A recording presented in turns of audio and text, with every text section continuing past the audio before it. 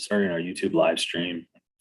All of these are streamed live to YouTube so that anyone from the public can observe if they would like. I need to read our hearing script. This basically just covers the proceeding of the procedure for the hearing, and we'll jump right into it. This is the March 9th, 2022 session of the zoning hearing examiner docket. My name is David Sturkey. I'm the zoning hearing examiner for the city of Cincinnati, and I'll preside over this hearing.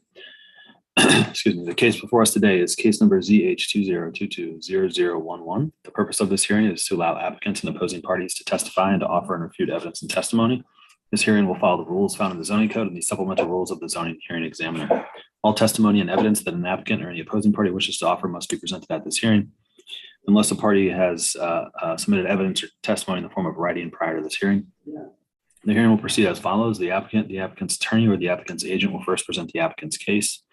If we did have anyone here from the public, they'd have an opportunity to present after the applicant had presented its case. I will give the zoning plans examiner, Trey Sheldon, an opportunity to provide any testimony after the applicant has presented its case. In the event any party testifies or offers argument in opposition to an application, the applicant will have an opportunity to rebut that testimony and or argument offered in opposition. And then finally, the applicant will have an opportunity to make a closing statement. So assuming it remains just the three of us in here, I'll give you an opportunity, Mr. Brinker, to just tell me about the project, any background you think is necessary, and why you think that the relief is appropriate. I'll give Trey an opportunity to weigh in as well, and then give you an opportunity to respond to anything Trey says or make any closing remarks. I'll have some questions along the way, most likely. After all presentations have been made, I will close the hearing. Decisions may be expected within 2 weeks. I may limit or exclude any testimony that I deem irrelevant or outside the scope of the application being considered. I may interrupt any speaker to ask questions or to make any comments. I may also refuse to consider hearsay testimony. That's generally testimony you want to provide that consists of statements made by someone who's not present here today. In the event of any technical difficulties, I'll do my best to troubleshoot those on the fly, but to the extent there's some defect that prevents us from meaningfully going forward with this hearing, I may continue or postpone the hearing. That'll be at my discretion. Okay. Last thing I need to do is just swear everybody in, all of our witnesses. So I need you to just raise your right hand and answer out loud. Do you solemnly swear the testimony you shall give will be the truth, the whole truth, and nothing but the truth? I do. Okay, great. Trey, you gonna testify? I do.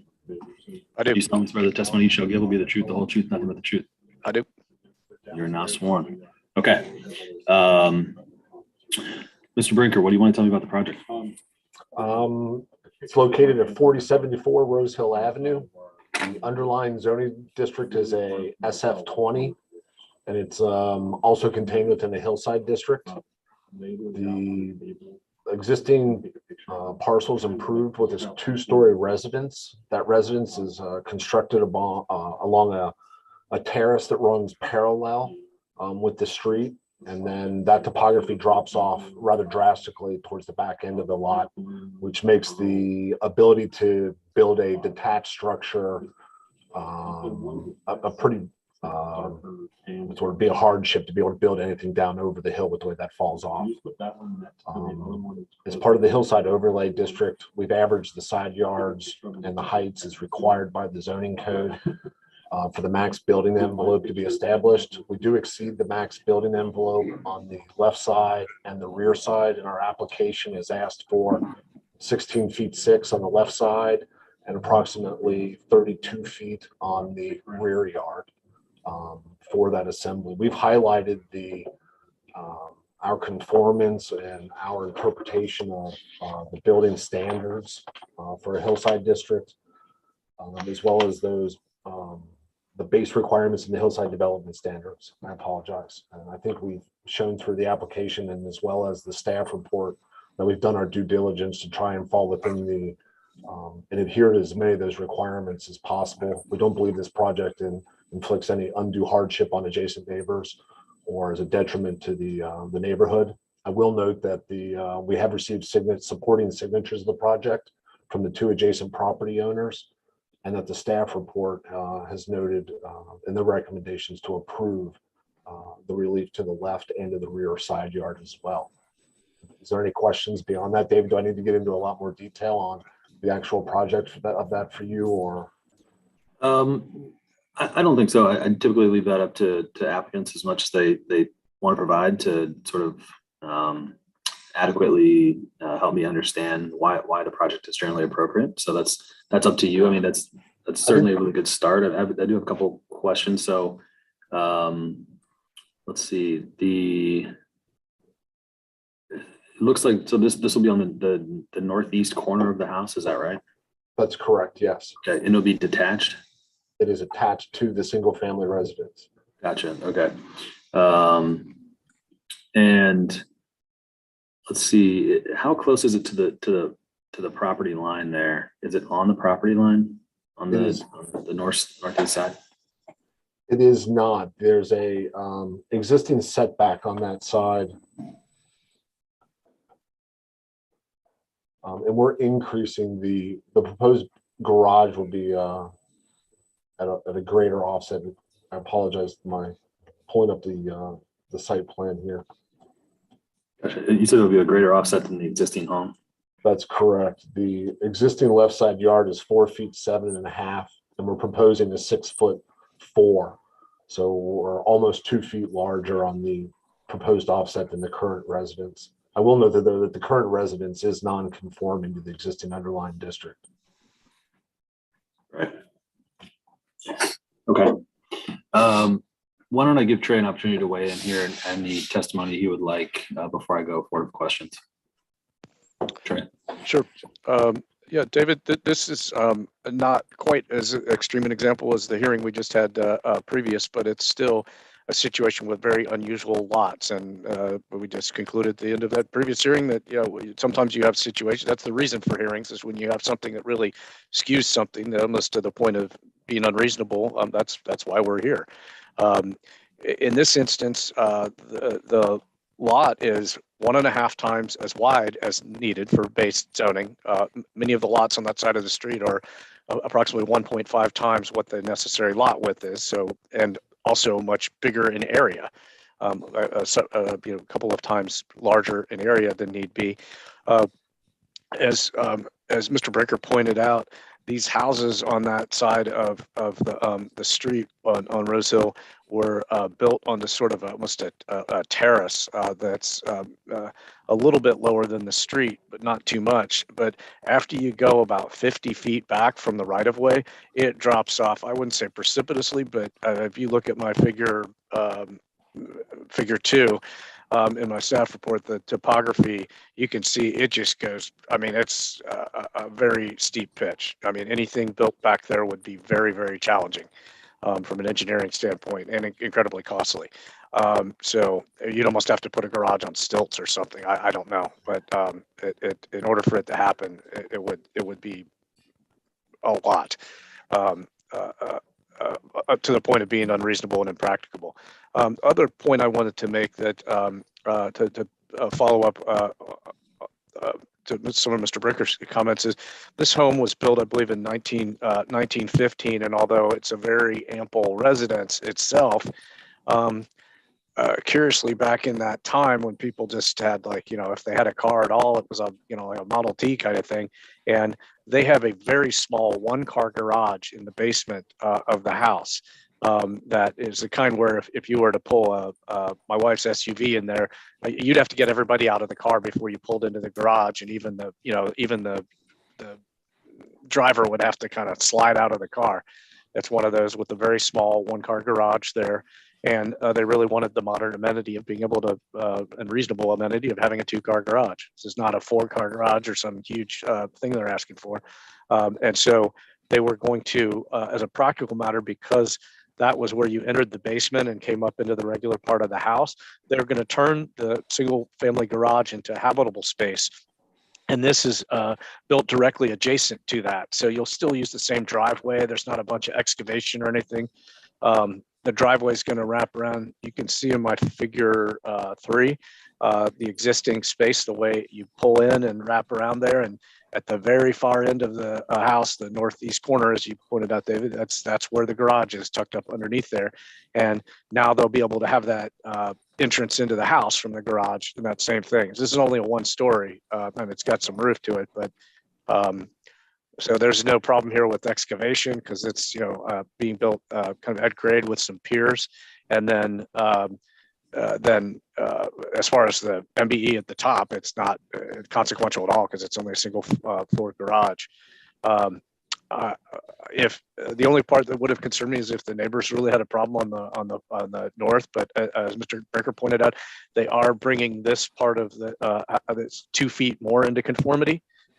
If they went any further, David, if they went any further southward, if that makes sense, then they'd leave kind of the garage, the existing garage would be like exposed. Then they'd have to like fill in part of that, if that makes sense. They're trying to cover that and have that become habitable space and the hallway to go where you can go from the garage and up the existing flight of stairs up into the, the main floor of the house. So it's a kind of a form follows function practicality here. But all the neighbors, I talked with a couple of neighbors as well, in addition to those that had signed off on it. And once everybody had seen the plans, they were completely fine with it and thought it was a nice improvement to the home. And then, as I stated, we were just involved in a previous case where you had just an unusual setback situation. And I would say that that's a similar one here. I mean, in order for them to be compliant, with the averaging, especially due to the fact that the house to the north, all of them have irregular yards, and the house to the north at 4082 has an even larger rear yard, which skews the MBE to where they're, instead of the base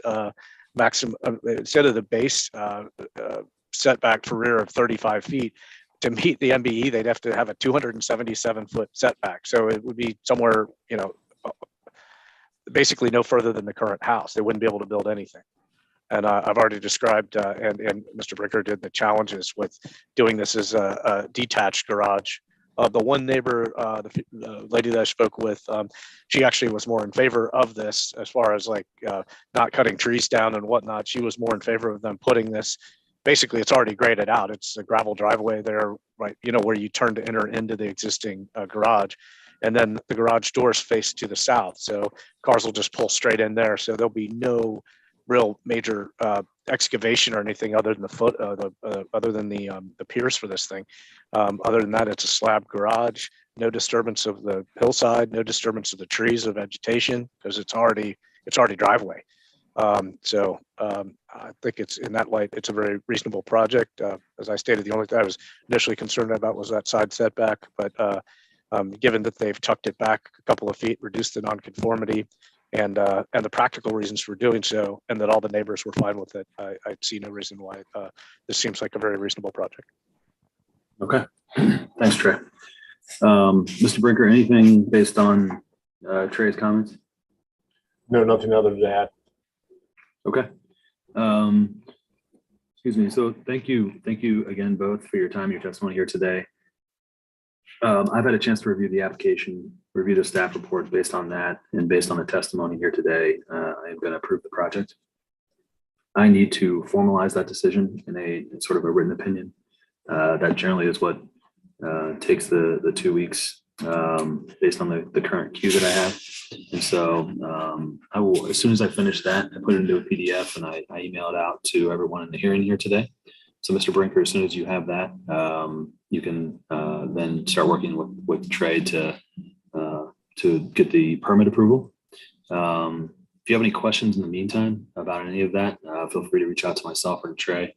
If you'd like a status update on the decision, you can reach out to me directly, and I'll give you an update. But I typically have those out in about 2 weeks. Any other questions right now?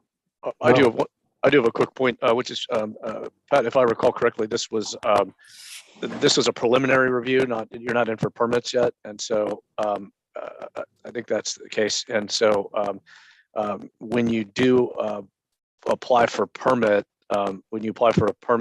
would you please email me and let me know ahead of time, like, hey, I'm applying for my permit this week, so I can alert the zoning administrator to make sure this gets routed to me, because she does an outstanding job of making sure things are routed to us properly, but it's a lot. There are 4 of us and the urban conservator, so I think that will ease the process, because by the time you do that, I will be able to, David's written his decision, then I'll be almost able to instantaneously approve the permit.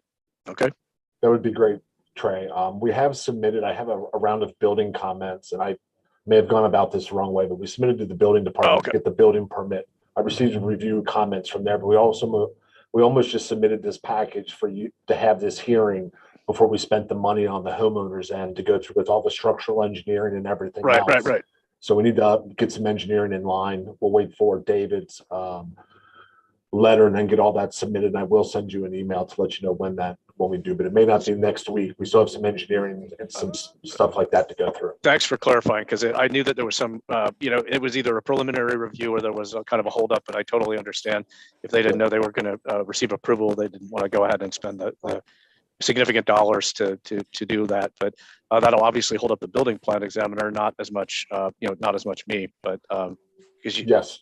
And I don't mean to hold up the hearing here if you gentlemen need to go, Nope. but you mentioned the term preliminary hearing or a preliminary submittal. Is that something in the future that we can kind of route this to have the zoning submittal and hearing independent of the building review? Yeah, you can do that for zoning ahead of time. I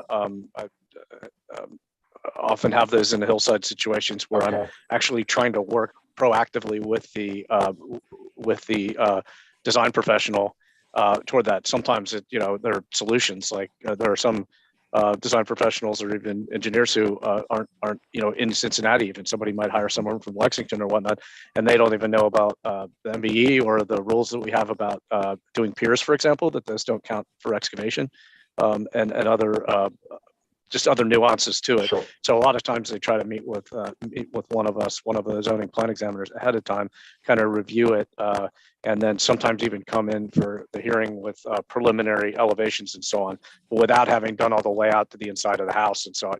Every detail of wiring and load bearing and all that kind of stuff for the building plan exam. You can basically come in with elevation drawings and showing potential excavation and a site plan, and that's enough for zoning to review and get you in front of David. Okay. All right. Thanks for clarifying. Thank you for your time as well, both of you. Sure. All right. We'll leave it at that. Thanks, guys. Have a good day. And we are adjourned.